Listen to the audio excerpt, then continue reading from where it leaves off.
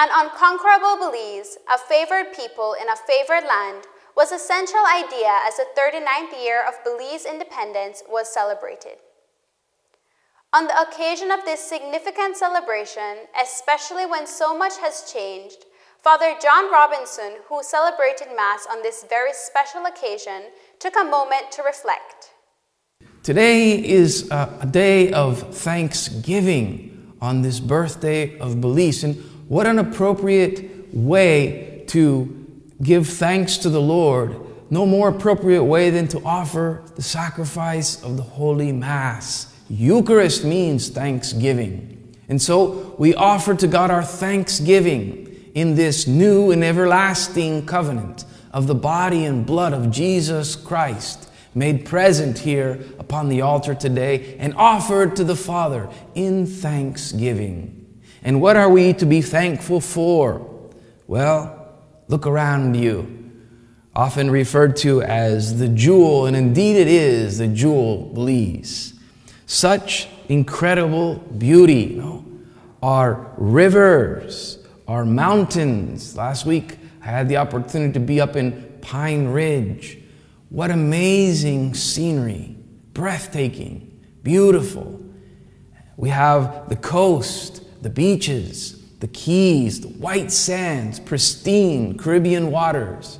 We have jungle, we have pine forests, we have swamps, we have rich, diverse birds and other different animals in Belize.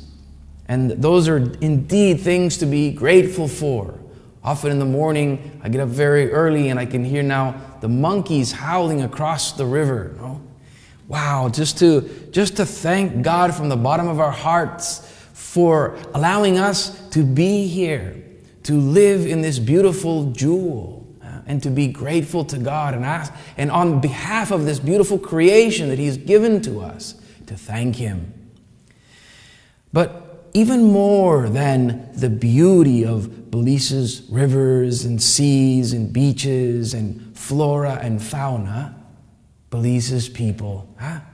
What an amazing thing to see the different diverse groups of the Creoles and the Garifunas, and we have the Quechua Maya and the Mopan Maya and the Mestizo culture influence from Mexico and Guatemala and Central America.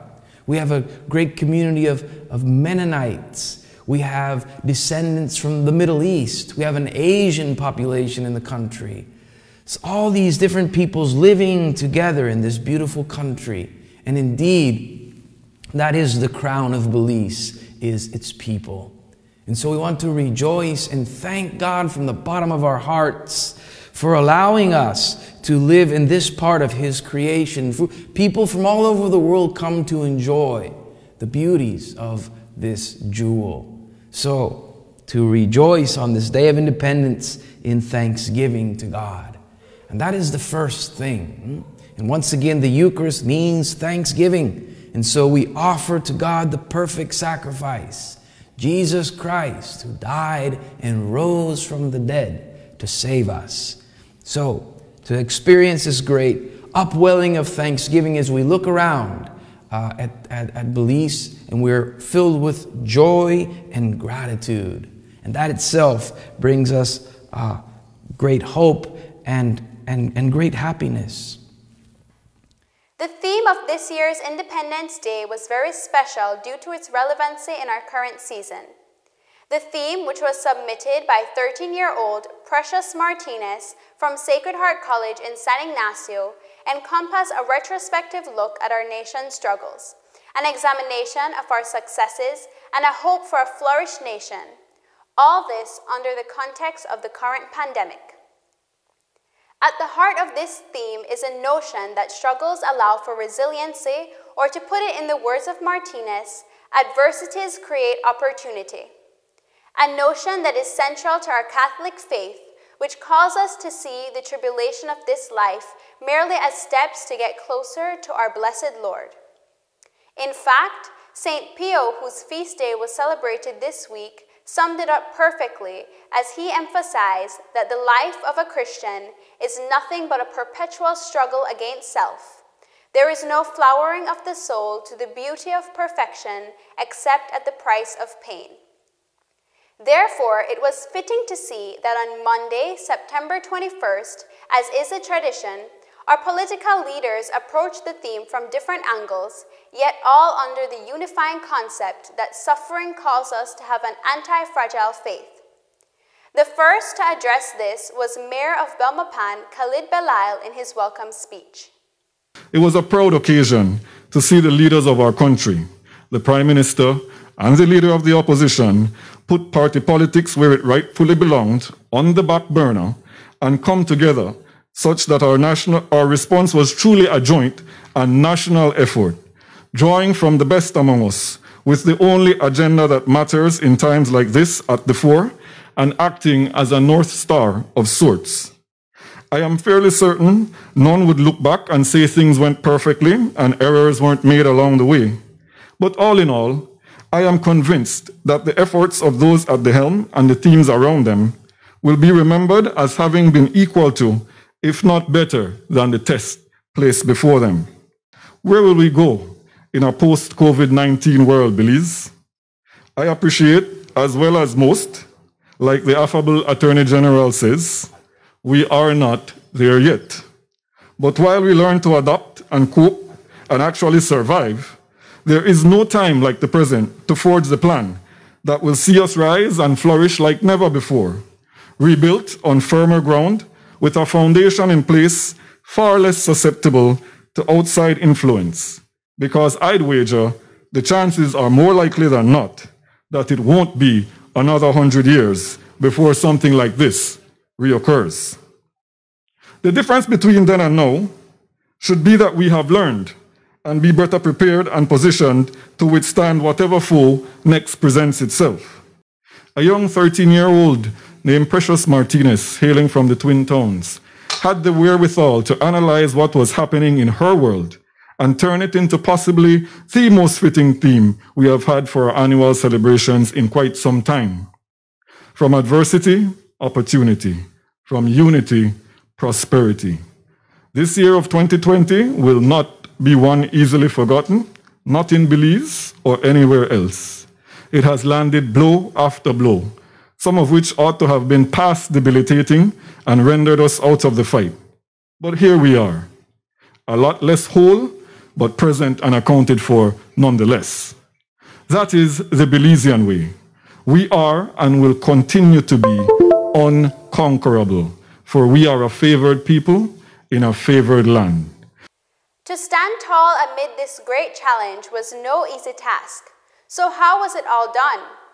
According to Leader of the Opposition, Honorable John Briceño, the answer is easy. And we see our resolve in the everyday kindness of the Belizean people who, even with even less to share, still show how much they care. This is a true Belizean spirit of nationalism and patriotism manifested in each of us who deep down inside desire to be a people who believe that no matter the trials or tribulations, we are our best selves in our acts of love. This is why so many of you gave food hampers to the needy, bought a few extra masks for your friends or relatives, and why you keep reminding each other to stay safe. We are people helping people, and communities helping communities to keep each other safe by practicing the measures that will keep the coronavirus from spreading out of control. Finally, the Prime Minister, Honorable Dean Barrow, delivered his last independence address after serving the country for 12 years. In his address, Prime Minister Barrow thanked all the frontline workers to whom much of the country's well-being is due. Barrow also looked at how the pandemic has impacted the country for the better. But we will ever know that during our greatest trial, we once more found our heroes, our nurses and doctors and health inspectors and immigration and custom officers, our police and our soldiers and our Coast Guard, and all those that defend the ramparts against this insidious scourge. It is an irony of ironies, though, that this merciless leveler is also a great elevator. In basic ways, it has validated our humanity and our Belizeanness. We have come together as one. We have lifted each other up. We have found new ways of doing things. We have called forth those great national reserves of resilience and courage. We are carried aloft by our frontline workers, those that sometimes clock 24-hour shifts. We are inspired by the hard scrabble creativity of everyday people, the tacos and tamales makers, the coconut huskers and juicers, those women and men that have gone from street-side hawking to internet vending in order to preserve their livelihood and feed their families. In the end, the selflessness of the many is far outdoing the selfishness of the few. We have thus remained unconquered.